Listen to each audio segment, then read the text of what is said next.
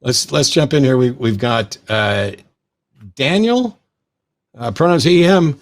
Evidently, Daniel's talked to you and me before about aliens and wants to jump in and continue that. And okay, so welcome back, Daniel.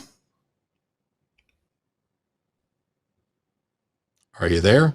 Have you been abducted? They abducted him. I called and we talked. I don't remember. Can you hear me? Yes. Yeah. Can you hear me? Yeah. Can you hear us? I called before, and remember, my call got cut off, and there was some. Yes. Daniel, maybe let's forget about I called past before, and let's focus on the present and my call got cut off. The future. What did you want to talk about now today? Okay. Go ahead. I just wanted to clarify, because sometimes when people call in about the Pentagon report, for example, they always seem to make the mistake where they don't understand what the U stands for in the report, and it's just many people just seem to think that UFO stands for alien ship or something, and I realize it doesn't. But I think the Pentagon report was significant because it was like a crack in the door, because for many decades they've denied any interest in UFOs, and that's been proven to be a lie. And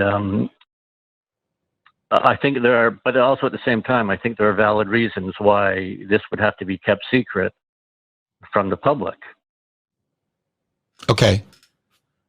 Daniel, do you have some evidence that we don't have access to, that there are alien ships?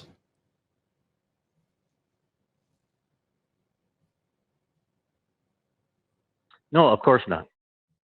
Then why are we talking? No, just because, well, there's been a good 70 years now of people having firsthand experiences, reporting abductions, reporting. Yeah, I don't care. Incredible sightings. I don't care, of, Daniel. I don't care. There's not sufficient evidence of any sort of actual alien interaction. The fact that there are stories of something isn't evidence. The claims are not evidence.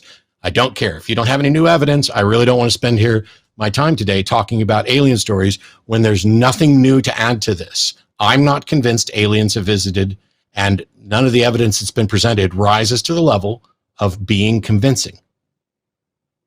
And if I might add something to that, just because a governmental entity decided to change its public relations method in talking about these claims does not mean that there's something there.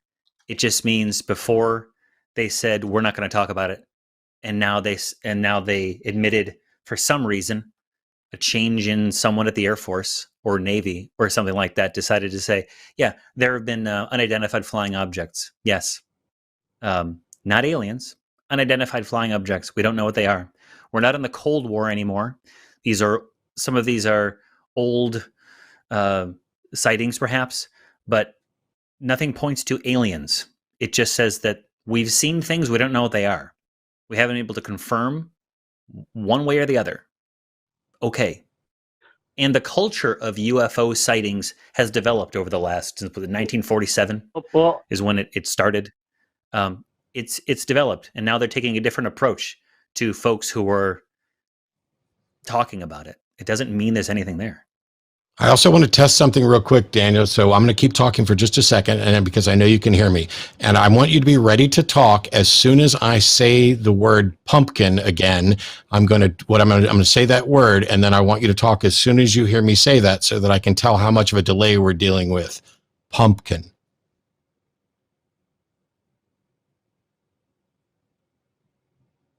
I wanted to mention the face on Mars again, to tell you the truth. Daniel, stop. There is no face on Mars. It's been debunked. There is no face on Mars. Yep. Yeah.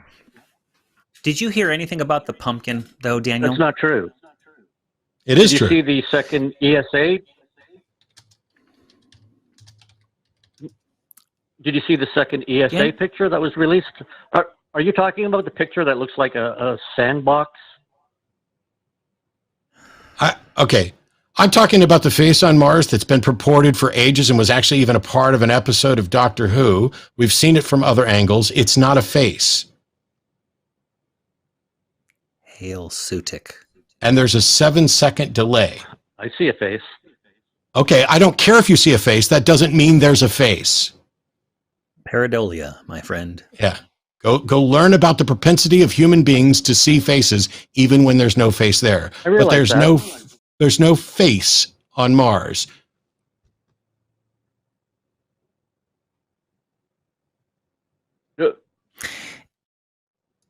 There's a second. And Daniel, do you believe that the face on Mars is indicative of ancient astronauts? I already dropped Daniel. I'm trying to get to the bottom of this because that was like a 7-second delay, and I want to see if that was just Daniel, because then we can find out if maybe somebody's calling in from a computer versus telephones or whatever else. So